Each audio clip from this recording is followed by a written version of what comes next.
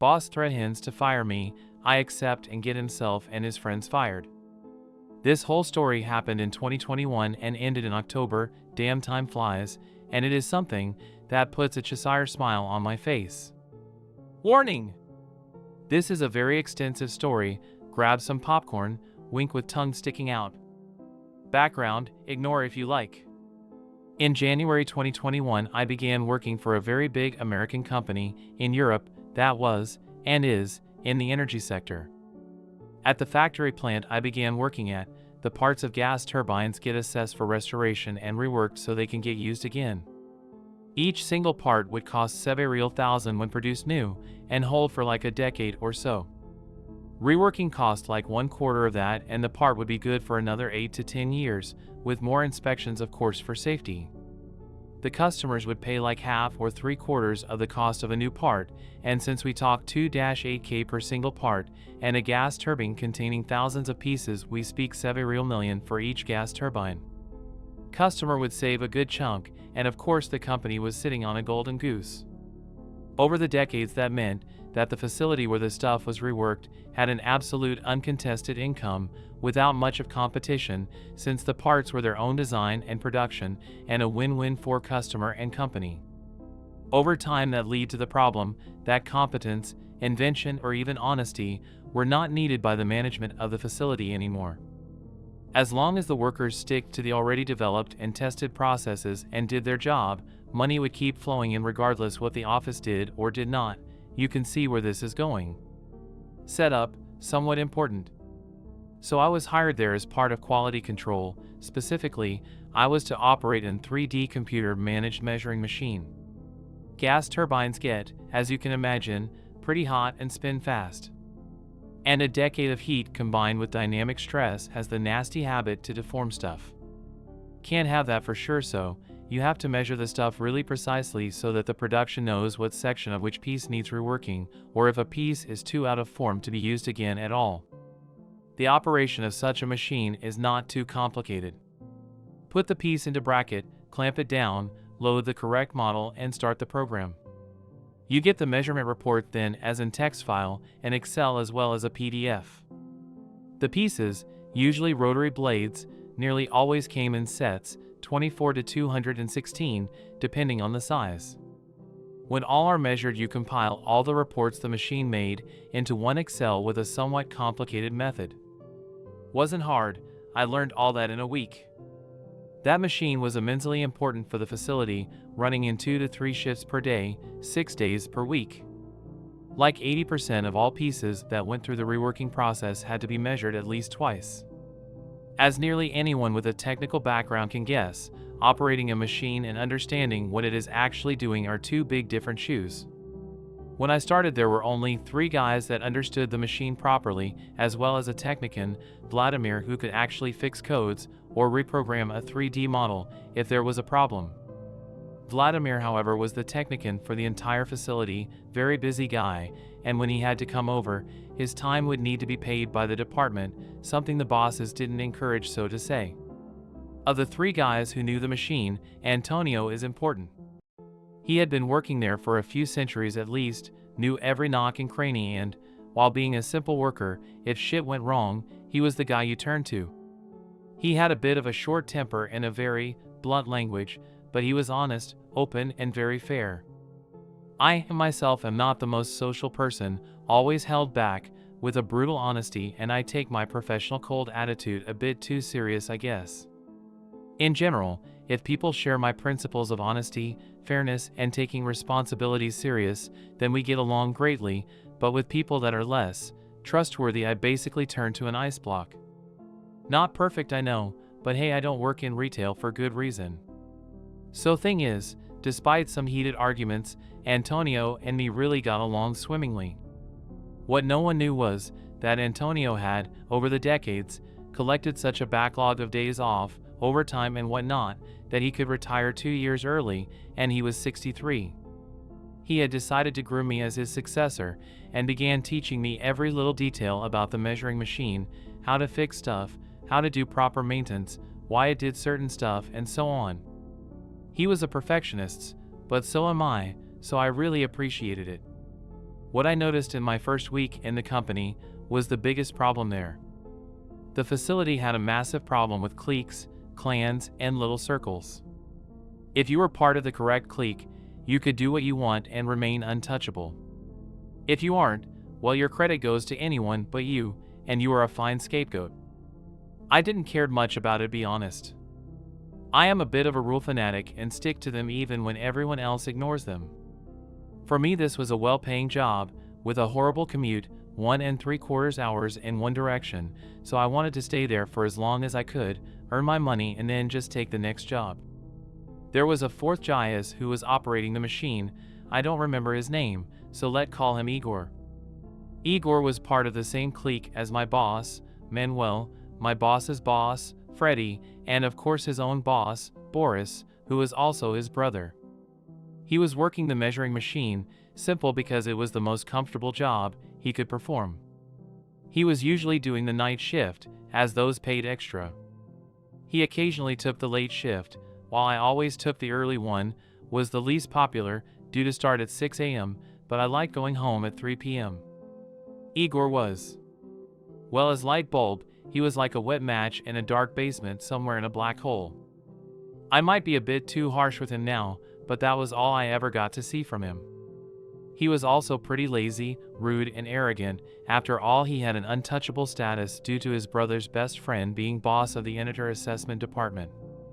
The actual story, long build up, I know. A good 6 months after I started there was the first incident with the measuring machine. We received the material in pallets, and it was the firm rule that the rotary blades had to be sorted in numerically order. Each had a serial number and a set number. Stuff went a ton faster and easier if all was sorted clean 1 to 82, or whatever the set went up to. Occasionally an order, which were usually 2 to 4 pallets, would arrive unsorted at the measuring machine, then we had to sort them. Since we had to lift the blades out one by one anyway to measure them, it was not that big of a deal, just a tad bit annoying.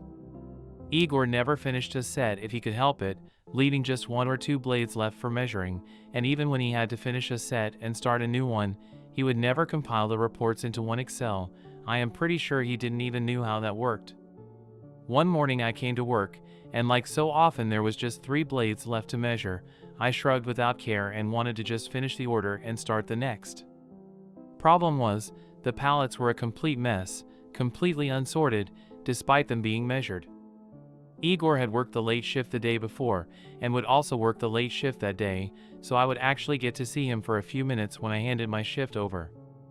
This of course meant that I would have to sort all of the pallets, while also operating the machine with the next order. As to avoid a delay, the machine was a bit of a bottleneck in the facility. Usually this is a chill post.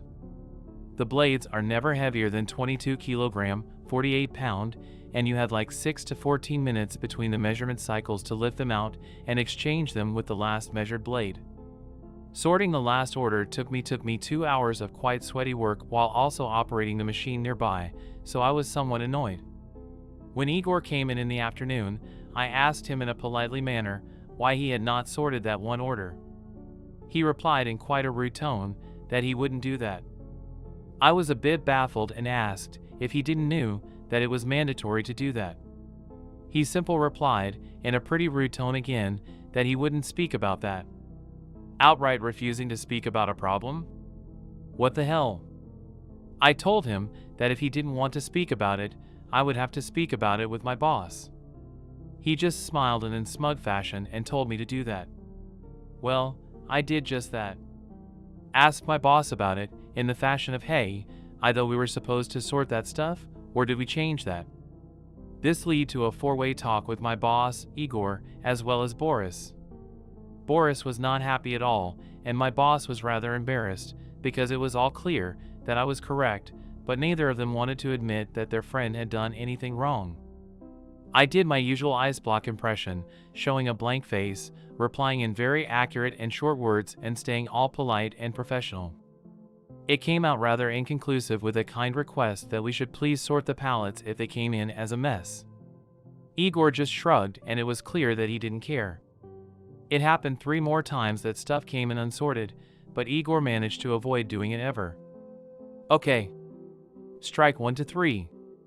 6 weeks later, there was the second incident. Every morning before I started, I would maintain the machine like Antonio had showed me to do, cleaning everything and rubbing special liquid into stone tread the machine's arch ran back and forth on.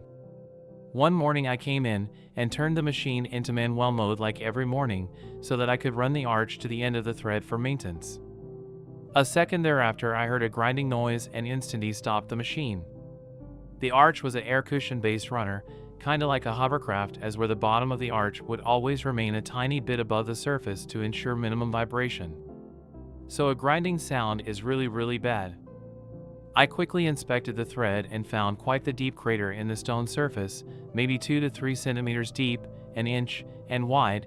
That was enough for the air cushion to lose pressure, so the arch was sliding over the stone surface of the thread.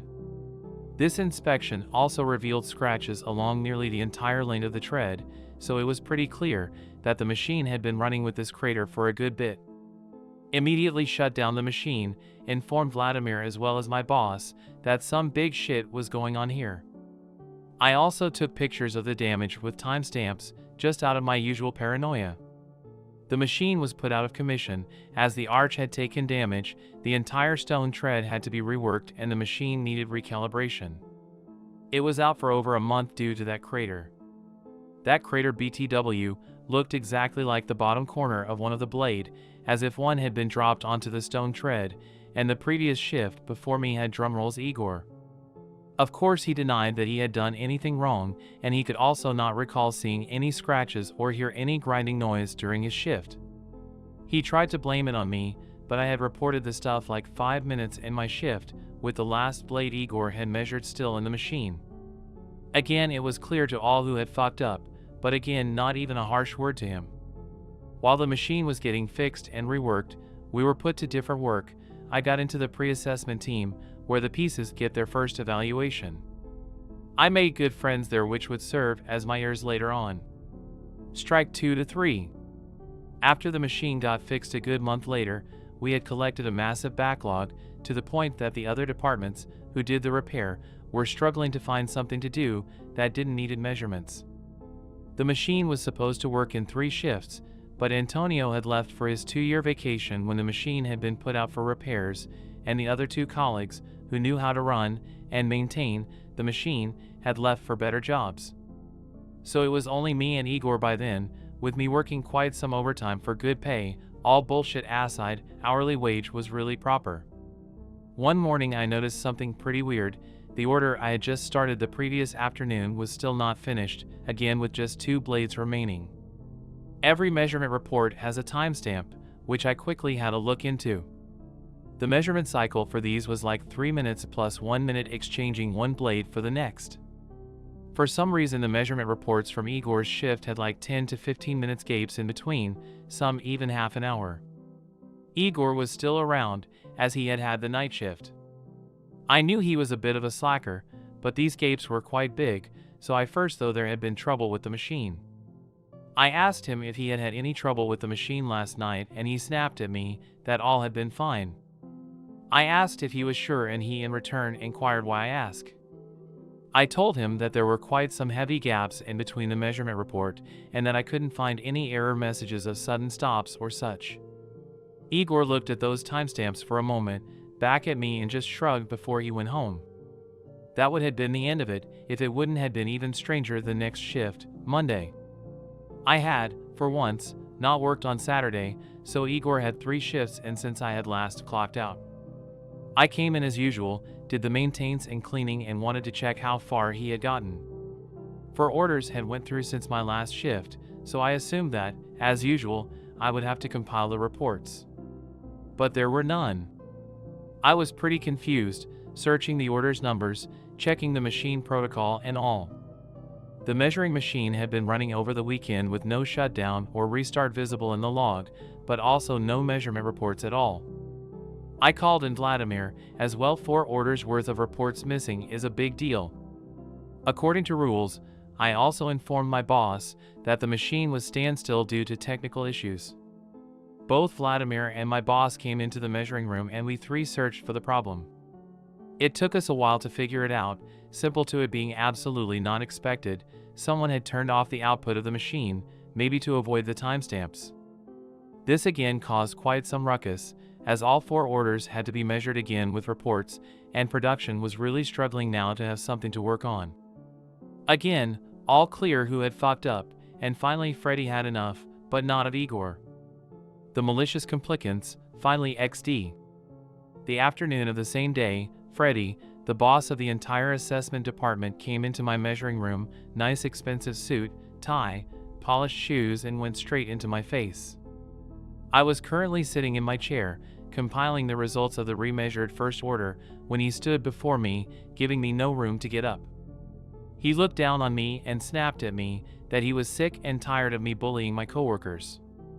He handed me a letter, which were the signed papers of my contract's termination, signed by him of course. He informed me that I had exactly 2 options now.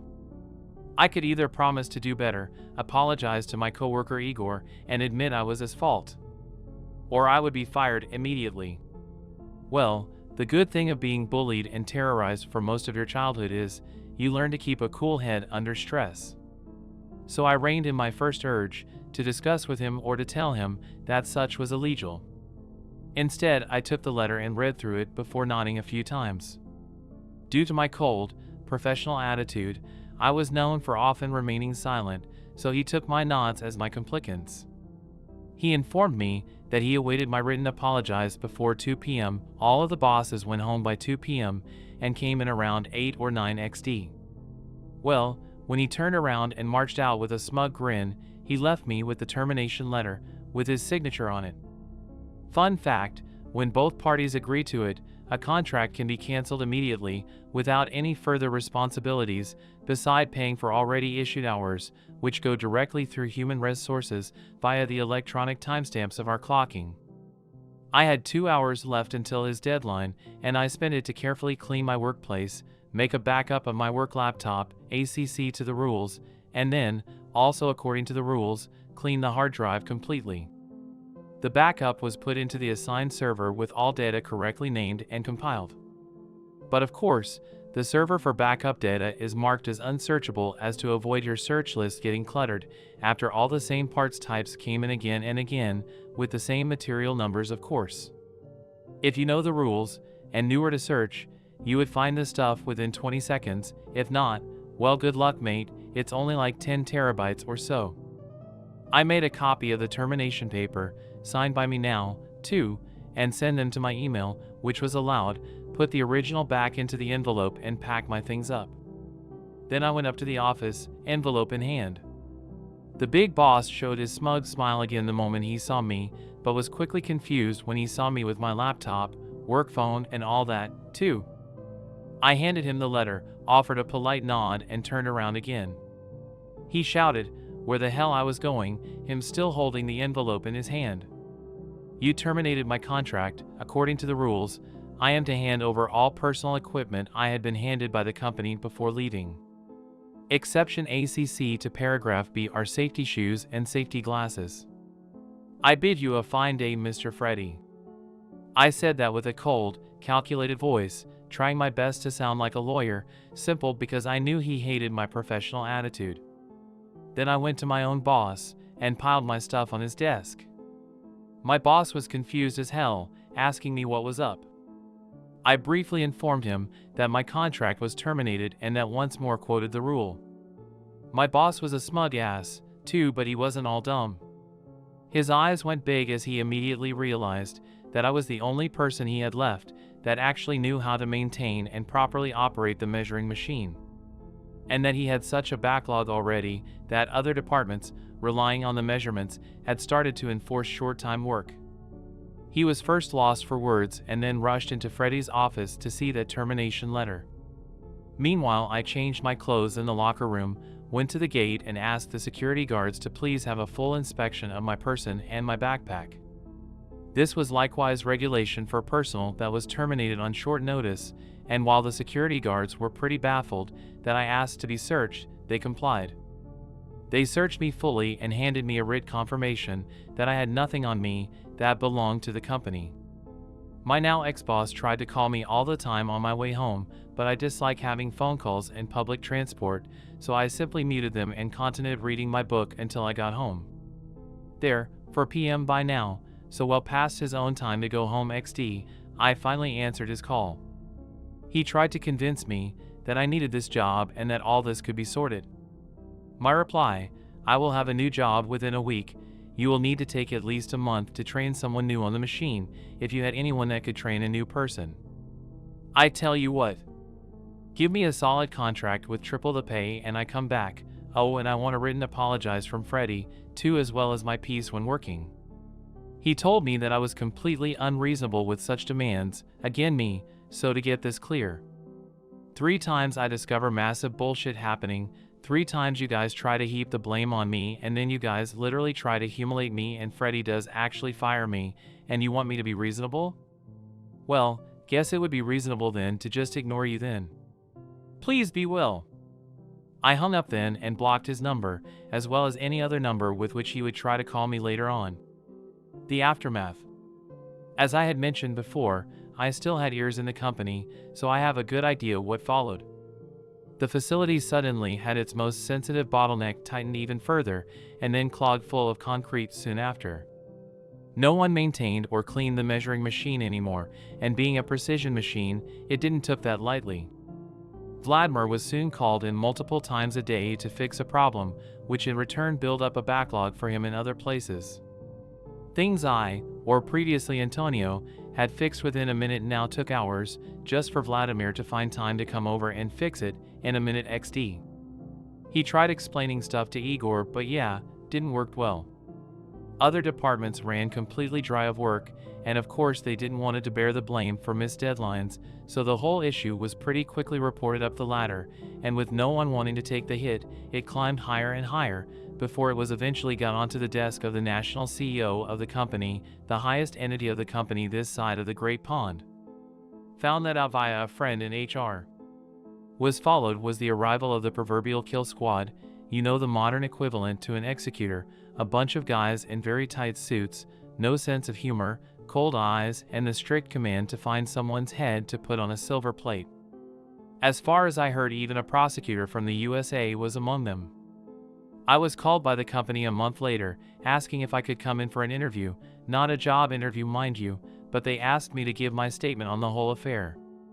This wasn't a legal thing, and they had no way to force me to make a statement, as it was an internal investigation, but I still happily complied and even gave my signature that I told the truth. Gave them the entire story, as accurate as I could, and openly admitted what I didn't know or where I was only guessing. They thanked me, and apologized. Honesty, I felt that they could not pay me for the time they took from me due to legal reasons. I was all fine with that and went home. Igor got fired for careless negligence, his brother Boris likewise got the immediate boot in the ass. My boss went down under as well, he and Boris were fired for mismanagement. Their boss, however, Freddie, he got not only fired, but dragged in front of court, no idea how that went on, as he was dragged to the US.